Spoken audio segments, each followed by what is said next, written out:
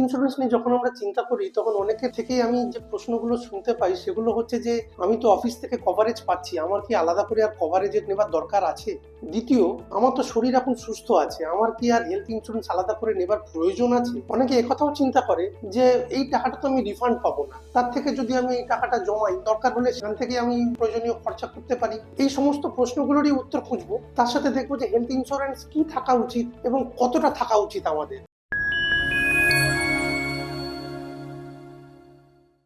নমস্কার, আমি অর্ঘ্য ভট্টাচার্য। আগের দিন যারা আমার ভিডিওটা দেখেছেন, একটা ফিনান্সিয়াল প্ল্যানিং নিয়ে কথা বলেছিলাম। ফিনান্সিয়াল প্ল্যানিং এর প্রধান ভিত্তিটাই হচ্ছে ইন্স্যুরেন্স, যে হঠাৎ কোনো বিপর্যয় আমি যেন ফিনান্সিয়ালি স্টেবল থাকতে পারি সেইটা কনফার্ম করা। তো আমাদের কতটা দরকার হেলথ ইন্স্যুরেন্স? মোটামুটি ভাবে নির্ভর করে আমরা কোথায় আছি তার উপর। আমরা যদি কোনো মফস্বল বা কোনো গ্রামের দিকে কোথাও থাকি সেখানে হয়তো খরচা কম হবে, কিন্তু আমরা যদি কোনো বড় শহরে থাকি সেখানকার হাসপাতালে চিকিৎসা খরচা অনেক বেশি হবে। কলকাতা বা অন্য কোনো বড় শহরে থাকি তাহলে অন্তত 10 লাখ টাকার মিনিমাম কভারেজ না থাকলে হসপিটালে যাওয়াটা কিন্তু শরীর সুস্থ হবে, ফিনান্সিয়ালি আমরা আবার অসুস্থ হয়ে পড়তে পারি। যদি আমরা মফস্বল বা গ্রামের দিকে কোথাও থাকি তাহলে অন্তত 5 লাখ টাকার কভারেজ তো মিনিমাম দরকারই। হেলথ ইন্স্যুরেন্স পলিসি দু ধরনের হয়, ইন্ডিভিজুয়াল এবং ফ্লোটার। ইন্ডিভিজুয়াল মানে হচ্ছে যে আমাদের বাড়িতে যে কজন মেম্বার আছে, আমি, আমার স্ত্রী, ছেলে মেয়ে, বাবা মা, সবার জন্য আলাদা আলাদা কভারেজ রাখা।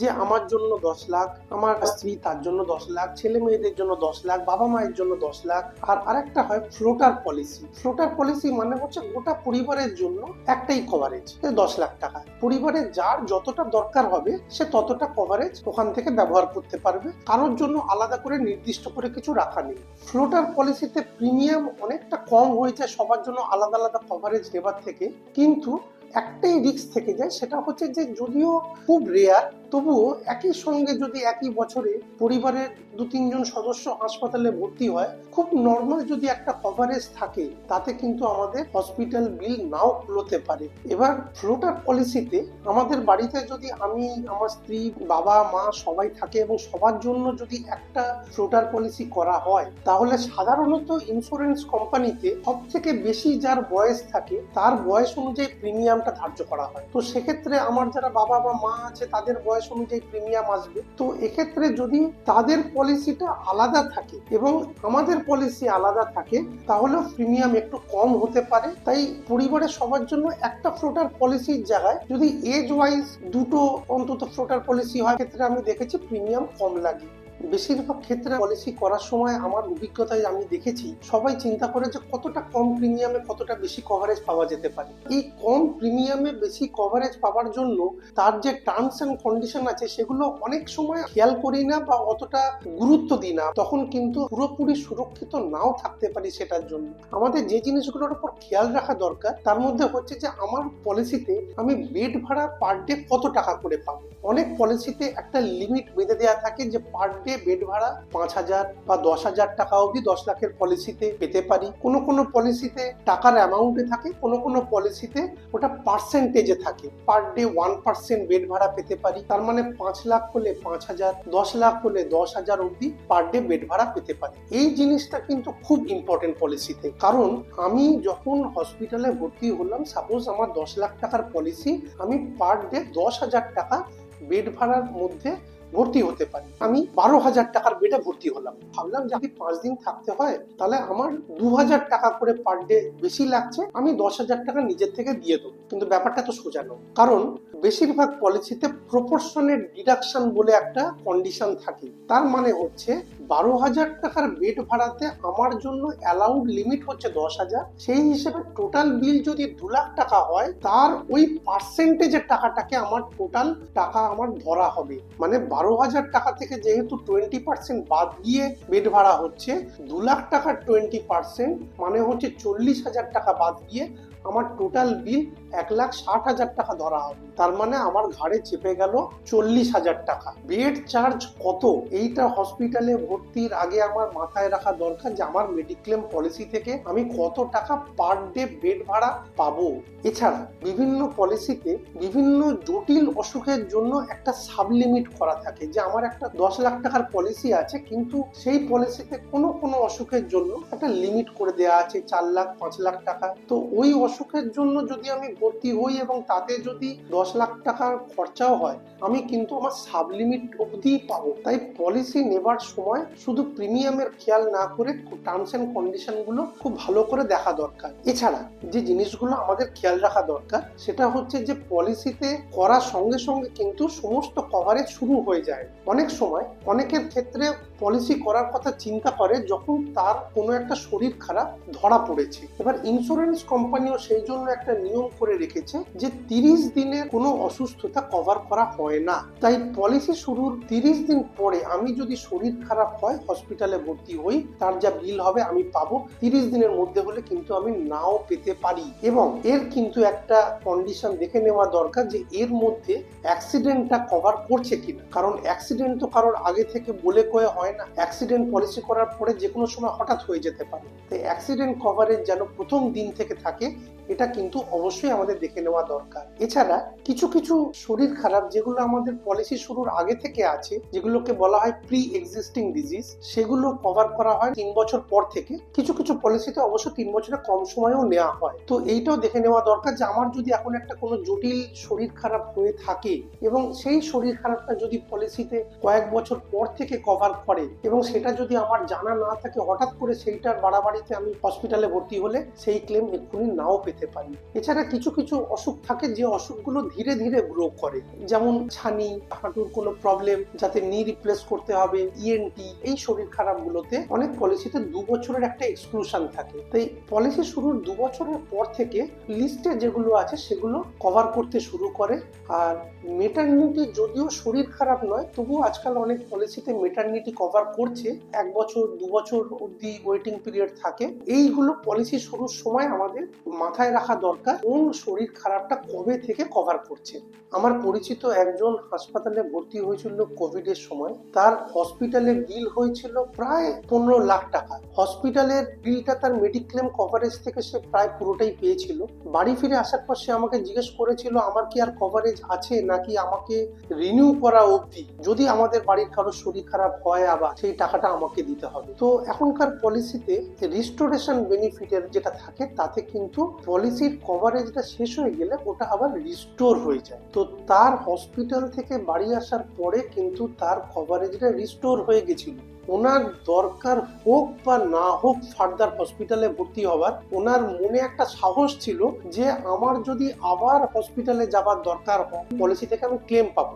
এই কভারেজটা অত্যন্ত প্রয়োজনীয়। পলিসি নেওয়ার সময় এটা আমাদের আছে কিনা অবশ্যই দেখা দরকার। যে পলিসিটা আমরা করছি সেই পলিসিটা প্যান ইন্ডিয়া বেসিস কভার করছে না জোনাল বেসিস কভার করছে, এটাও আমাদের খেয়াল রাখা দরকার। জোনাল কভার করছে মানে আমি যেখানে থাকি সেই এরিয়ার হসপিটালের খরচা অনুযায়ী আলাদা আলাদা প্রিমিয়াম হয়। সাপোজ আমি একটা বড় শহরে থাকি কিন্তু আমি আমার দেশের বাড়ির ঠিকানা দিয়ে পলিসি করলাম, তাতে আমার প্রিমিয়াম তো কম লাগলো, কিন্তু যখন আমার শরীর খারাপ হলো আমি যেহেতু বড় শহরে থাকি সেখানকার হাসপাতালেই ভর্তি হব, তখন কিন্তু আমাকে পুরো টাকা দেবে না, অনেকটা টাকা আমাকে কো পেমেন্টের মাধ্যমে নিজেকে দিতে হবে, কো পেমেন্ট ক্লজে। এটা খেয়াল রাখা দরকার যে আমার পলিসিতে যে কভারেজটা আছে এই কভারেজটা ভারতের সব জায়গা থেকে আমি 100% কভারেজ পাবো নাকি এতে কোনো জায়গাতে চিকিৎসা করালে কো পেমেন্ট অ্যাপ্লিকেবল হবে। কো পেমেন্ট মানে হচ্ছে যতটা কো পেমেন্ট থাকবে 10, 20 বা কোনো কোনো পলিসিতে 30% কো পেমেন্ট থাকে। 100 টাকা যদি হসপিটালের বিল হয় তাতে ইনসিওর্ডের দায়িত্ব হচ্ছে 30 টাকা, ইন্স্যুরেন্স কোম্পানি দেবে 70 টাকা। তো এইগুলো কিন্তু পলিসি করার আগে আমাদের জেনে নেওয়া দরকার। পলিসি নেওয়ার সময় আমাদের এটাও দেখে নিতে হবে যে কি কি কভারেজ একদমই করছে না। নর্মালি হেলথ ইন্স্যুরেন্স বেশিরভাগ পলিসিতে ডেন্টাল কভার করে না। স্পন্ডিলাইটিসের ব্যথা হচ্ছে, এখন যদি কারোর হেলথ ইন্স্যুরেন্স আছে বলেই হসপিটালে ভর্তি হলো যেখানে তার ভর্তি হওয়ার কোনো প্রয়োজনই নেই, তাহলেও কিন্তু বেশিরভাগ ক্ষেত্রে ক্লেম রিজেক্ট হতে পারে। যেমন কেউ সুসাইড করতে গেল এবং বাড়ির লোক তাকে হসপিটালে ভর্তি করলো, এইটা কি অসুস্থতা হলো? এটা তো ইচ্ছাকৃত ঘটনা। তো সেক্ষেত্রে মেডিক্লেম কোম্পানি কি ক্লেম দিতে বাধ্য? কেউ যদি বিউটিফিকেশনের জন্য হসপিটালে ভর্তি হয়ে কোনো প্লাস্টিক সার্জারি বা কসমেটিক সার্জারি করে, তার ক্লেম কি সে পেতে পারে? বেশিরভাগ পলিসিতেই কিন্তু এগুলো কভার করছে না। কেউ যদি জেন্ডার চেঞ্জ করার জন্য হসপিটালে ভর্তি হয় সে কি ক্লেম পাবে? বেশিরভাগ পলিসি এগুলো কভার করছে না। সমস্ত পলিসিতে এর একটা এক্সক্লুশনের লিস্ট আছে যেগুলোর ক্ষেত্রে একেবারেই কভার করা হচ্ছে না। পলিসি করার আগে সেই লিস্টটা আমাদের জানা খুব দরকার। প্রত্যেকটা পলিসির এই বেসিক বেনিফিটের বাইরেও কিছু আলাদা আলাদা ইম্পর্টেন্ট ফিচার আছে। সেই ফিচারগুলো পলিসি করার সময় আমাদের জানা দরকার। যেমন আমার এমন একটা কোনো ট্রিটমেন্টের দরকার যে ট্রিটমেন্টটার জন্য হসপিটালে সারাদিন ভর্তি থাকার দরকার নেই, আমি হসপিটালে গিয়ে ট্রিটমেন্ট করে সকালবেলা গিয়ে বিকেলবেলা চলে আসতে পারি। এবার আমার পলিসি কি ডে কেয়ার কভার করছে? যদি ডে কেয়ার কভার না করে তাহলে ওই ট্রিটমেন্টটার জন্য দরকার না থাকলেও আমাকে 24 ঘন্টা হসপিটালে থাকতে হবে। তো এইটা দেখে নেওয়া দরকার যে আমার পলিসিতে ডে কেয়ার বেনিফিটটা আছে কিনা। দ্বিতীয় হচ্ছে, বেশিরভাগ পলিসিতে হেলথ চেক আপ বেনিফিট থাকে, কিন্তু বেশিরভাগ লোকই সেই বেনিফিটটা নেয় না। আপনার শরীর কেমন আছে তার জন্য কোম্পানি পয়সা দিয়ে ফ্রিতে আপনাকে হেলথ চেক আপ করাচ্ছে। আপনার প্রেশার, সুগার, থাইরয়েড, বিভিন্ন রকমের যে নর্মাল চেক আপ আমরা করি সেগুলো সমস্ত টেস্ট প্রত্যেক বছর কোম্পানি থেকে করাচ্ছে। পলিসি করার সময় আমাদের হয়তো কোনো ওষুধ খেতাম না, কিন্তু পলিসি চলতে চলতে আমাদের হয়তো সুগার ধরা পড়েছে কি অন্য কোনো অসুখ ধরা পড়েছে, আমরা ওষুধ খাওয়া শুরু করেছি। যখনই কোম্পানি দেখে, কোম্পানি জিজ্ঞেস করে এই অসুখটা আমার কবে থেকে হয়েছে। তো কোম্পানির খরচে যদি আমরা নিয়মিত এই হেলথ চেক আপটা করতে থাকি, কোম্পানির কাছেও রেকর্ড থাকবে যে আমার সুগার কবে থেকে ধরা পড়লো, তখন এই কোয়ারি গুলো আসবে না। তো হেলথ চেক আপ বেনিফিটটা আছে কিনা দেখা দরকার, এবং থাকলে এটা নিয়মিত আমাদের প্রত্যেকের করানো উচিত। পলিসির আরেকটা গুরুত্বপূর্ণ বেনিফিট হচ্ছে প্রি হসপিটালাইজেশন এবং পোস্ট হসপিটালাইজেশন। সাপোজ ডেঙ্গু হচ্ছে, এই ডেঙ্গু ধরা পড়ার আগে ব্লাড টেস্ট করেছে এবং ধরা পড়লো তার ডেঙ্গু হয়েছে, ডাক্তার অ্যাডভাইস করলো অ্যাডমিট হতে। এই যে অ্যাডমিশন হলো, আগে তো তার কিছু খরচা হয়ে গেছে, হসপিটাল থেকে ফেরার পরেও কিছুদিন তার খরচা চলতে পারে, এগুলো কি কভার করছে আমার পলিসি? কতদিন করছে? বিভিন্ন পলিসিতে নর্মালি 30 দিন থেকে এবং 180 দিন অবধি এই কভারেজটা থাকে। মানে হসপিটালে যাবার এবং হসপিটাল থেকে আসার আগে এবং পরে 1 মাস থেকে 6 মাস অবধি ওই রিলেটেড যদি কোনো খরচা হয় সেটা আমরা রিইম্বার্স পেতে পারি, সেটা আমাদের দেখে নেওয়া দরকার। প্রায় সমস্ত পলিসিতে নো ক্লেম বোনাস বেনিফিট থাকে, অল্প কিছু পলিসি বাদ দিয়ে। নো ক্লেম বোনাসের ক্ষেত্রে দেখে নেওয়া দরকার কত টাকা করে প্রতি বছর আমরা ক্লেম না হলে বোনাস পাবো, এবং সেটা ম্যাক্সিমাম লিমিট কত। একজনের যদি 10 লাখ টাকার পলিসি থাকে এবং তার যদি 100% বোনাস থাকে, তাহলে 10 লাখ টাকাটা বেড়ে হয়ে যায় 20 লাখ। এবারে 10 লাখের প্রিমিয়াম দিয়ে হসপিটালে ভর্তি হয়ে সত্যি কি শরীর খারাপ হলে 20 লাখ টাকা পাওয়া যায়? হ্যাঁ, সত্যি 20 লাখ টাকা পাওয়া যায়। কোনো পলিসি আছে যেখানে 10 টাইমস নো ক্লেম বোনাস দেওয়া হয়, কোনো পলিসিতে তার থেকে বেশিও নো ক্লেম বোনাস দেওয়া হয়। সেইগুলো জানা দরকার। আমার পলিসি কি ওপিডি কভার করছে? ওপিডি মানে আমি হসপিটালে ভর্তি হওয়া ছাড়া এমনি শরীর খারাপ হলো, ডাক্তার দেখালাম, ওষুধ কিনলাম, কিছু টেস্ট করালাম, সেই বেনিফিটও কিন্তু কিছু পলিসিতে থাকে। ব্যাপার হচ্ছে যে এই সমস্ত বেনিফিট কিন্তু একটা পলিসিতেই থাকে না। আমি যে পলিসিটা করাবো সেই পলিসির মধ্যে যাতে ম্যাক্সিমাম বেনিফিট থাকে বা আমার প্রয়োজনীয় বেনিফিটগুলো থাকে, সেইগুলো দেখে নেওয়াটা খুব দরকার। আমি যদি এমন পলিসি খুঁজি যাতে সমস্ত বেনিফিট আছে, তাহলে কিন্তু আমি বোধহয় পাবো না। পলিসির বেনিফিটের পরে এবার আমি চলে আসি প্রিমিয়াম প্রসঙ্গে। পলিসির প্রিমিয়াম আমরা আজকাল বিভিন্ন ভাবে দিতে পারি। একেবারে গোটা বছরের প্রিমিয়াম দিতে পারি, হাফ ইয়ারলি ভাবে দিতে পারি, মান্থলিতেও দেওয়া যাচ্ছে আজকাল। কিন্তু মান্থলিটা আমার মতে অ্যাভয়েড করা ভালো, ইয়ারলিটাই সব থেকে বেস্ট অপশন। কারণ আমি কয়েকজনকে দেখেছি যাদের পলিসি চলতে চলতে কোনো কারণে কোনো একটা মাসে গিয়ে সে মিস করে গেছে, ওই সময় তার ব্যাংকের টাকা ছিল না, সে টাকা পেমেন্ট হয়নি।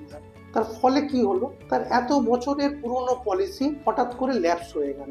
এবার তার পক্ষে আবার নতুন পলিসি শুরু করতে হবে, আবার নতুন করে টার্মস এন্ড কন্ডিশন শুরু হবে। তাই যতটা সম্ভব খুব অসুবিধা না হলে ইয়ারলি মোডে প্রিমিয়াম দেওয়াটাই সবচেয়ে ভালো।